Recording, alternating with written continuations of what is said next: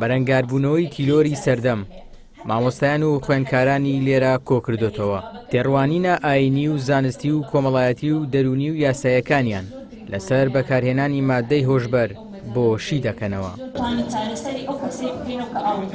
لە ماوەی 11 مانگی ڕابردوو بە تۆمەتی بەکارهێنان و بازرگانیکردن بە مادەی هۆشبەر 1439 کەس دەستگیر کراون.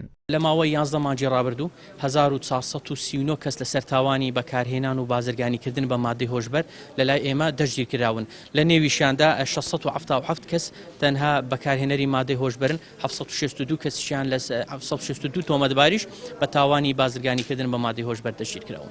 ئاڵوودەبوون بە مادەی هۆشبەر دۆخێکی مەترسیدارە بەهۆی زۆر بەکارهێنانی مادەی هۆشبەر و لاوازبوونی کۆئەندامی بەرگری.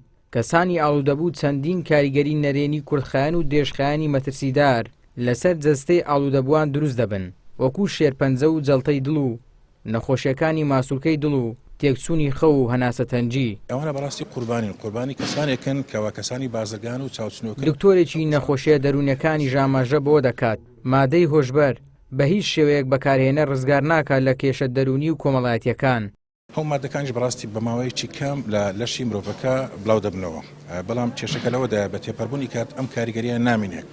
یعنی مەسەلەن ئەگەر کەسەکە بڕێکی کەم بەکاربێنێ دوای هەفتەیەک بۆی هەمان کاریگەری هەبێت دەبێت ئەو بڕە زیاد بکە، ئەگەر گرامێک بێت بکاتە 2 گرام پاشان 3 گرام پاشان 4 گرام ئینجاوای لێ پێڕەناگە لە ڕێی دەمەوە بیخواتن دەیکاتە دەرزی بەکاردنیان لە ڕێی هەڵمژینەوە کەواتە چەند زیاتر بەکاربێنێ ئەو دەوێت زووتر بەگاتە مێشتی ئەوش دەبێتە هۆی زۆر ئەگەر دۆزەکەی یان با بڵێن زۆرعەکەی زیاتر بێت دەبێتە هۆی مردنی کەسەکە. ئاڵوودەبوانی مادەی هۆشبەر زۆربەیان تووشی گرفتی خێزانی دەبن و سەرۆت و سامانیان لەدەست دەدەن و مایە پووز دەبن. برادرم هەبووە خێزاندار بووە لە خێزانی خۆی دابڕایە لە داچی خۆی دابڕایە ئەوم لەسەر دەرماندی لەسەر سیارێ خۆی هەبووە سیارێ خۆی لە دەستدایە پارێ خۆی لە دەستدای ئیش خۆی لە دەستدایە لەسەر دەرمانی ئێستا گیرەیە. یعنی برادرم زۆر بوو لەسەر دەرمانی شەکی زۆر پیسە یعنی هەموو شەکی خۆت لە دەست دەدەی.